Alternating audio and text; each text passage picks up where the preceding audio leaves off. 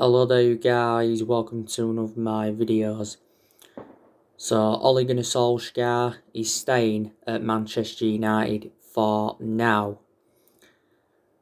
We've recently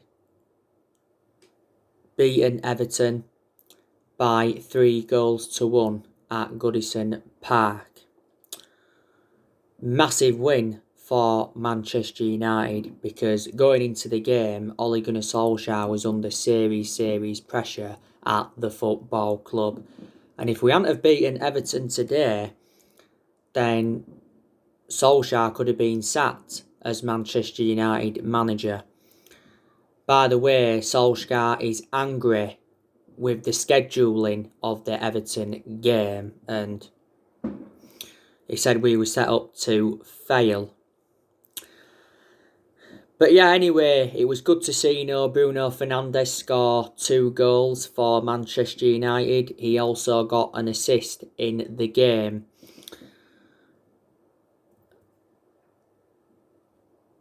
In the vast majority of Bruno Fernandes' games at Manchester United, he has been very consistent. There's been a couple of games where he has looked a bit off the pace, but most of his games he's been very good, Bruno Fernandes.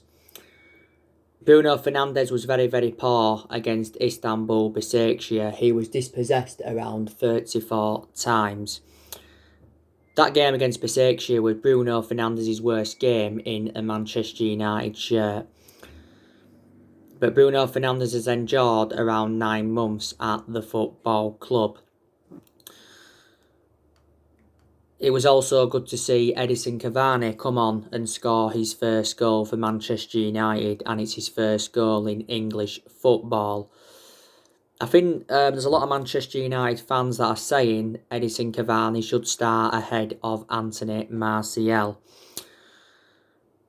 Obviously, we've got Edinson Cavani on a free transfer on deadline day, and he signed a 2-year contract with a football club worth around 220 grand a week.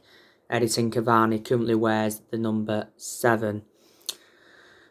And Rashford obviously got an assist in the game, and I thought Marcus Rashford had a very good game, like I said on my match reaction. Obviously, we was 1-0 down, so we obviously came from behind. Everton's goal came from Bernard. I think Wan-Bissaka was at the fault for Bernard's goal. Obviously, Lucas Digne had hit the woodwork for Everton. But yeah, Ole Gunnar Solskjaer has beaten Carlo Ancelotti. And like I said to you, Carlo Ancelotti is a very good manager. He's got a fantastic pedigree behind him.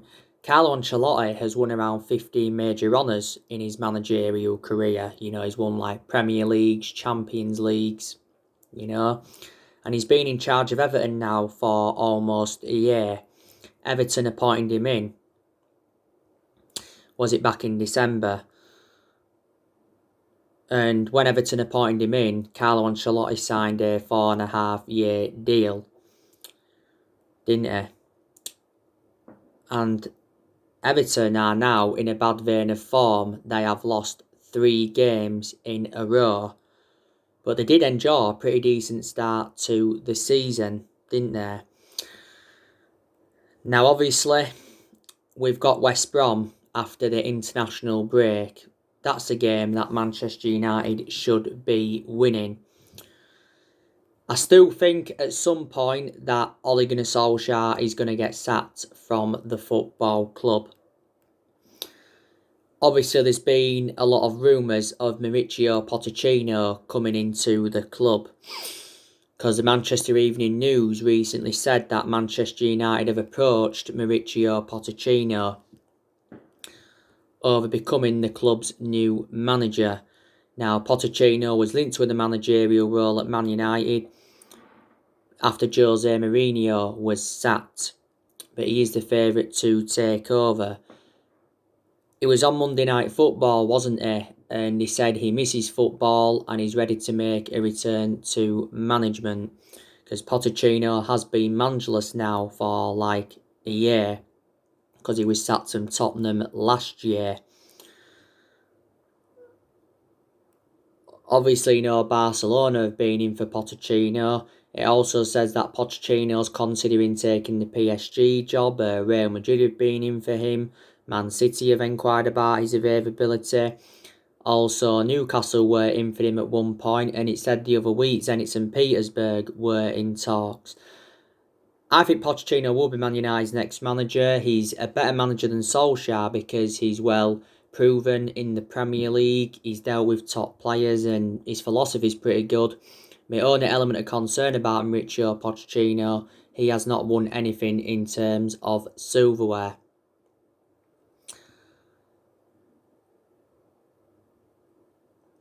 Pochettino did endure 5.5 years with Tottenham. Analysing the vast majority of his tenure at Tottenham, Tottenham were competing in and out of the top four. He also guided Tottenham to their first ever Champions League final last year. Also guided them to 2 FA Cup semi-finals and guided them to the League Cup final. Before he was at Tottenham, was at Southampton, and before he was at Southampton, he was at Espanyol. So far, Pochettino's managed 3 clubs in his managerial career.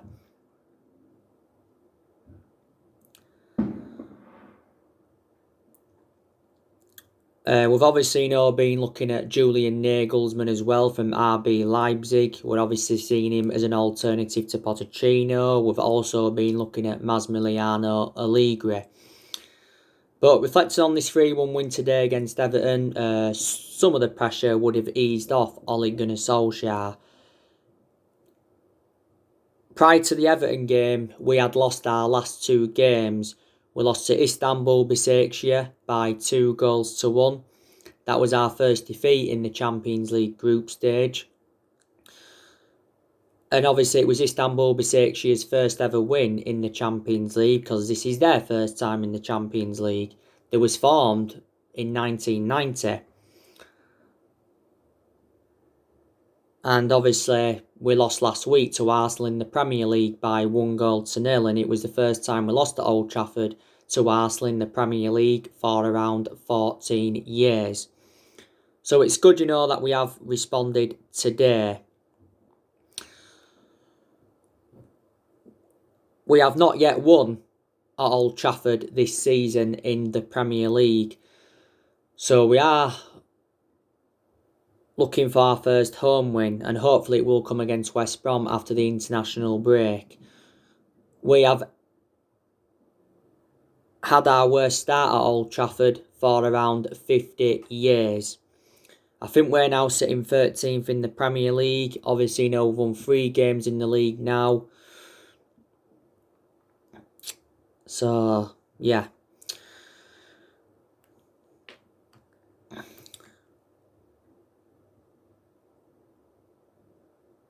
But I think our record against the top 6 side since Ollie came in has been very, very impressive, and he has showed a lot. He showed a lot of tactical flexibility in a lot of the big games. Ollie's beaten Julian Nagelsmann. He's beaten Thomas Tuchel. He's beaten PSG twice as Man United manager. Last season, beaten Pep Guardiola 3 times. Obviously, beat Frank Lampard 3 times. He's beaten Jose Mourinho once. And he's beaten Carlo Ancelotti today. So, to me, he is a big game manager, isn't he? He's Ole Gunnar Solskjaer. Now, obviously, some of his team selections are questionable. Obviously, today, why didn't Donny van de Beek start? Donny van de Beek wasn't involved in the game whatsoever, and Donny van de Beek has not yet made his full Premier League debut for the football club. And, we paid £40 million for Donny van de Beek.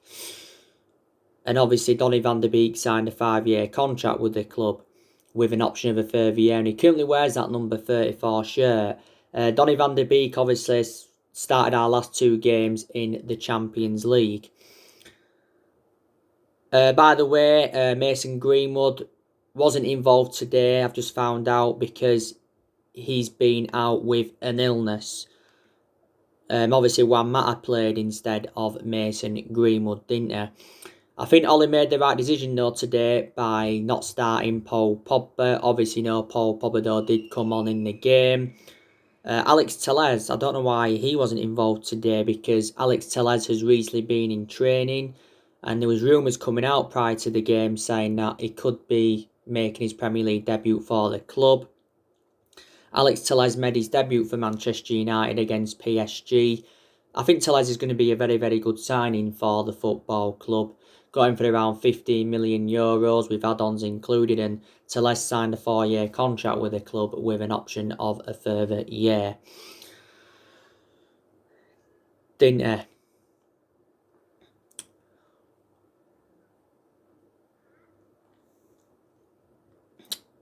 So there you go, but like I've said so many times before, I want Ole Gunnar Solskjaer's managerial tenure to work out at the football club, because I love him a lot.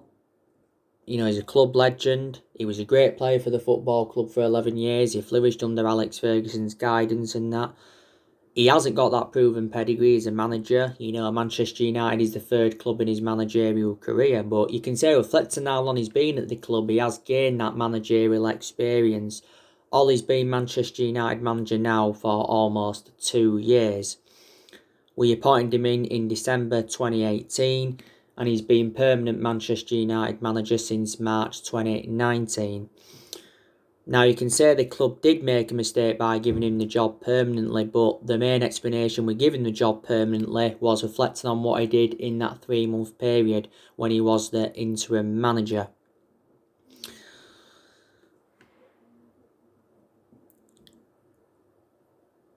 We've made a lot of mistakes in the last 7 years or so, and that's one of the main explanations why we've obviously been so inconsistent, and that Ole has managed 102 games for Man United in all competitions. And he's won, I think, now 57 games as Man United manager in all competitions. Ole's got a contract with the football club until 2022. You know, this is his second full season as Manchester United manager. And I've already said to you what would represent a good season for Man United, and that would be a top 4 finish and win a trophy. We want to win a trophy because we haven't won out yet under Ole, and we haven't won a trophy for over 3 years. Have we?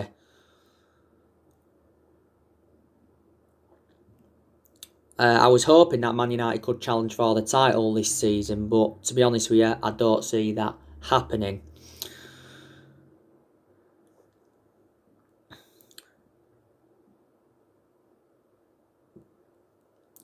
But I think a lot of the blame stems from the board, because obviously the board have definitely not backed Ole Gunnar Solskjaer enough. Solskjaer wasn't backed enough during the summer transfer window. Obviously, we missed out on all of his priority targets, and we missed out on a lot of targets in general. I don't think any of our managers have been backed enough since the Sir Alex Ferguson era. And I want Woodward out of the club, and I also want the Glazers out of the football club as well. Patrice Evra was recently talking about this, and he says that the board should be sacked before Solskjaer. So in a way, Patrice Evra has defended Ole Gunnar Solskjaer, hasn't he? He's had to go to the board a few times as Patrice Evra. But prior to the Everton game, Ole was talking about, you know, the board and all of that, and he says, you know, Ole, that he's got the full backing of the board. And he said himself and the board are making plans for the long term. And Solskjaer insists that he will be successful at Manchester United. There was some of the stuff he said, you know, like I said, prior to the Everton game. You know, Ole is our 4th permanent manager since the Sir Alex Ferguson era. We've seen 3 managers sacked since the Ferguson era, and that was obviously David Moyes. He endured, 8.5, 9 months at the football club. He's enjoyed the shortest tenure at Man United. Obviously, Louis van Gaal, he got sacked after 2 years. He won the FA Cup, and Jose Mourinho got sacked after 2.5 years. despite him winning the Europa League, the League Cup and the Community Shield in his first season at Manchester United. So Ollie's our fourth permanent manager since the Ferguson era, isn't there? We obviously haven't won the Premier League since 2013, so we haven't won it now for over 7 years. I think we are at least a few years off from, winning the Premier League title. The question is, will we win a title under Solsjaer? Probably not. Would we win a title under Pochettino if he came in? As it stands at the moment, we are the most successful team in Premier League history because, we have won 20 titles and 13 of them are Premier League titles.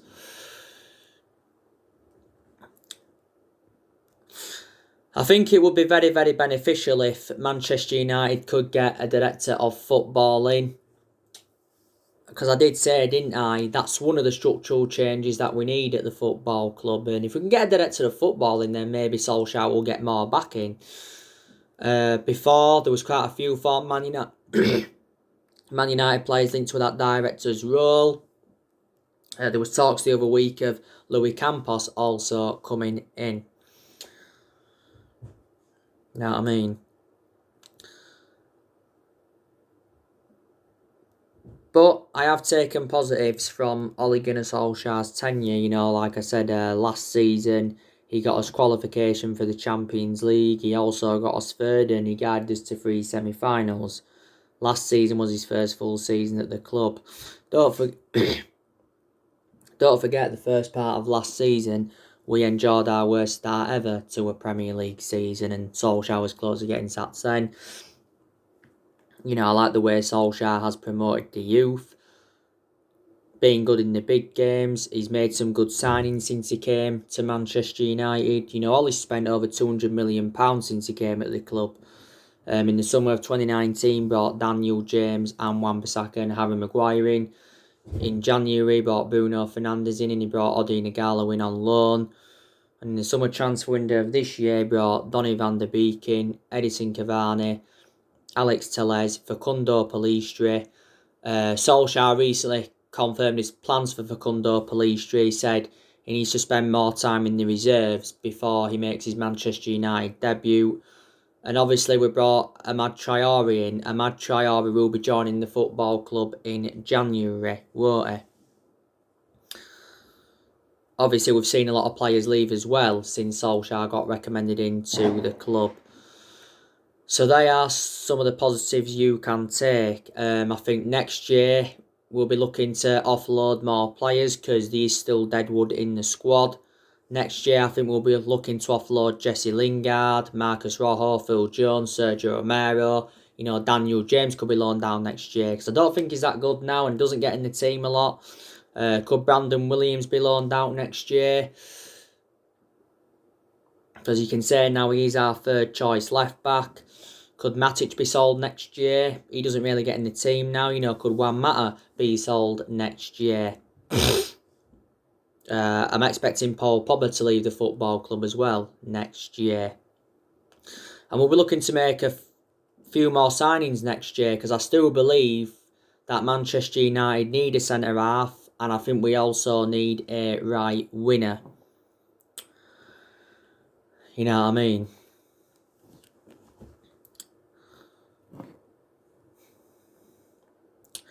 But yeah, I think we've got some good players in our team, like I've mentioned before. We've obviously got Marcus Rashford, very, very good.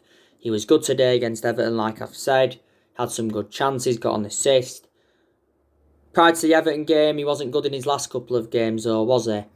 He did score a hat-trick against RB Leipzig. He became the second Man United player to score a hat-trick as a substitute, and he also scored a late winner in Paris. That was very, very good to see, wasn't it? That's the second time he'd done that. Rashford recently turned 23 years of age. Rashford has obviously been part of the club for several years. I think Martial's good, but he hasn't been that good this season. He obviously started against Everton today. That was his first start in the Premier League for the month because don't forget Martial had a 3-match suspension because he got sent off in our 6-1 defeat to Tottenham. There's a lot of United fans now saying he should be dropped, and like I said, Cavani should play there ahead of him. Martial's enjoyed a good 5 years or so at Manchester United, but good in his debut season under Louis van Gaal, and he was good last season under Ole. You know, we did give him that number 9 shirt, didn't we? Was it last season? Mason Greenwood, he's done alright in some games this season. Like I said, didn't play today.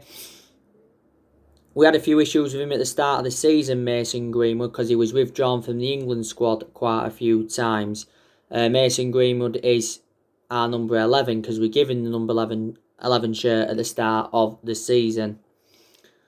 He's got a contract with the club till 2023. Juan Mata, I think he's good, Juan Mata. Wasn't too good today, in my opinion, against Everton. He's getting quite a few starts now, he's Juan Mata, isn't he?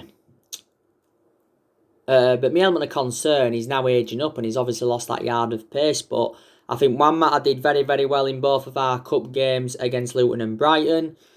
He also did very, very well in the Newcastle game, weren't so bad in the Chelsea game. You know, Juan Mata's enjoyed a good 6 years or so at the football club and he's scored 50 goals for Man United in all competitions. You know, paid just under £40 million to him from Chelsea back in 2014.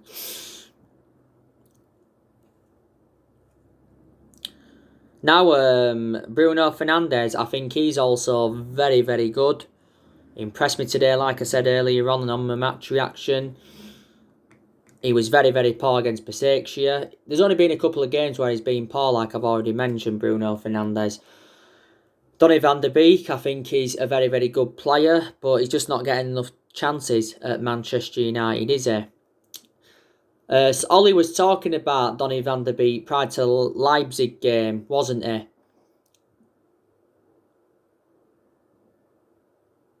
And he says that, you know, he will be an important player and he will play a big part this year. And Solsjaer explained, you know, why he hasn't been playing much. Because he's trying to find his best position, Donny van der Beek. Because he can play in like 3 different roles. But for me, he's got to be starting in the Premier League. He's not yet made his full Premier League debut for the club, has he?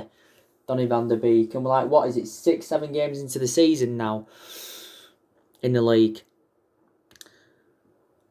I think Fred, he's also good. Not world class, but good. I thought he was very, very good today against Everton. Really, really was. Dictated the play well. Good on the ball. Broke up the play well. And Fred's really, really improved as a Man United player. Didn't play any part against Solsjaer. Against Arsenal, Fred was poor because he lost the ball far too many times. But, you know, we paid big money for Fred. We paid £52 million for him from Shakhtar Donetsk. And Fred has got a contract with the football club until 2023. Hasn't he? You know, Fred's been playing a lot recently alongside Scott McTominay. Scott McTominay, I've got element of concerns about him. I don't think he's as good as Fred, to be honest with you. He's had some good games as a Man United player. I don't think he was bad today against Everton, but he wasn't really, really good, was he? McTominay's been part of the club for several years. You know, Nemanja Matic, he's not really that good. He's had some good games as a Man United player as Nemanja Matic. Don't get me wrong. You know, he put some good performances out towards the end of last season. But like I said earlier on, he's lost his place in the team now as Matic. You know, Ollie's going to select McTominay and Fred ahead of Matic now for the vast majority of the time, isn't he?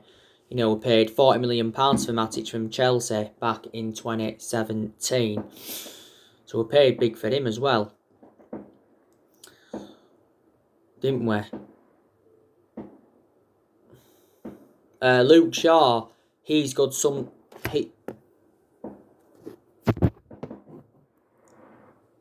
Luke Shaw, he's obviously, you know, good sometimes. Sometimes he can be bad. I've been impressed with Luke Shaw, though, this week. You know, he's got 2 assists, hasn't he, Luke Shaw? Obviously got an assist in the Solsjaer game for Martial's goal. And he obviously got an assist today for one of Bruno Fernandes' goals. Luke Shaw's obviously enjoyed a good 6 years or so at the football club. think we paid around £30 million in from Southampton back in 2014. Luke Shaw sustained a few injuries though in his career at Man United. He obviously sustained a few injuries though when he was at Southampton. Luke Shaw. I think he will start getting dropped though when Tellez plays. Will Luke Shaw.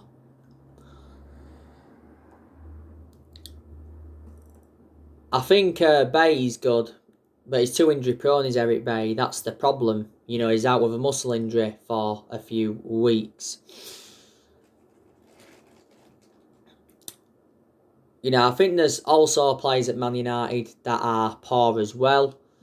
I think Daniel James is quite poor now. We had a lot of good games last season, but I think last season Ollie overplayed Daniel James. Lingard's obviously poor, but doesn't get in the team now. Rojo's never really established himself as a first team regular. You know, Phil Jones, he's been very, very inconsistent. He's recently been injured and he's had an operation.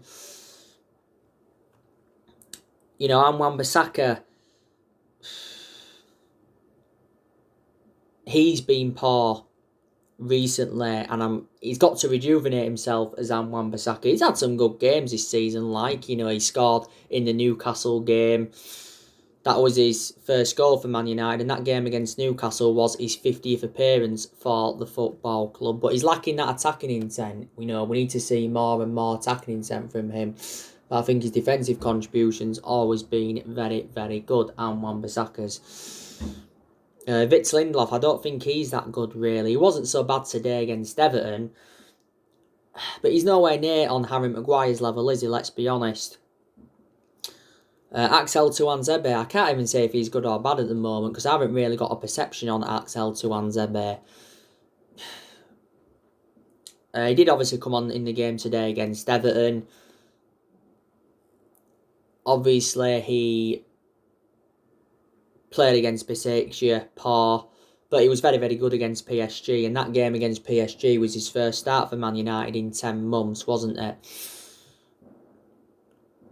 So yeah, these some players that are not that good at Man United, and there's players that have obviously been in a bad vein of form recently. Harry Maguire, though, he's really, really impressed me. He was good today against Everton. I thought he was very effective in the air, like I said on my match reaction. Obviously, he was kicked by Jordan Pickford, Harry Maguire. And I thought he made some vital interceptions today. And he's bounced back as Harry Maguire because he did have early season troubles, don't forget. As it stands at the moment, Harry Maguire is the most expensive centre-half in the world because we got him in a deal worth £80 million from Leicester. Harry Maguire. So yeah, there you go. Obviously, Odion Ighalo, he doesn't obviously get in the team now. He'll leave the club in January, Odion Ighalo. January is when his loan expires. The main explanation we brought Ighalo in on deadline day in January was to get a cover-up to Rashford. But Ighalo, don't forget, last season was our top goal scorer in the FA Cup, wasn't he? So we've got some good players, like I've already said, but there's still more signings needed at Manchester United. There really, really is. But yeah, good win today against Everton, but we've got to build on this win against Everton. You know, we can't go into a game against West Brom after the international break and draw and lose. You know, we've got to beat West Brom, then beat Besiktas, then obviously beat Southampton.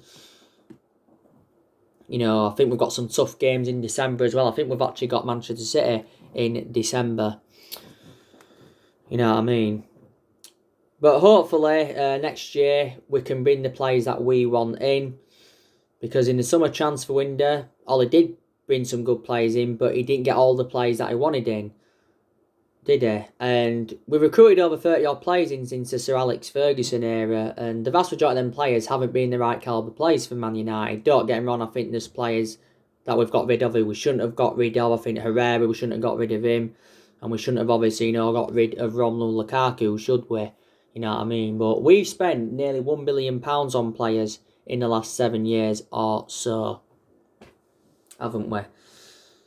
You know what I mean? Paul Pogba, he's not good enough for Man United. You know, analysing the vast majority of his tenure, he's been very, very inconsistent, and he's only had a good couple of periods at the club. Paul Pogba cost us the game against Arsenal last week, didn't he? So there you go. So anyway, guys, that's everything updated today. Drop your comments, likes below on the channel. If you do, consider subscribe as always, and take care. God bless. See you all again very, very soon.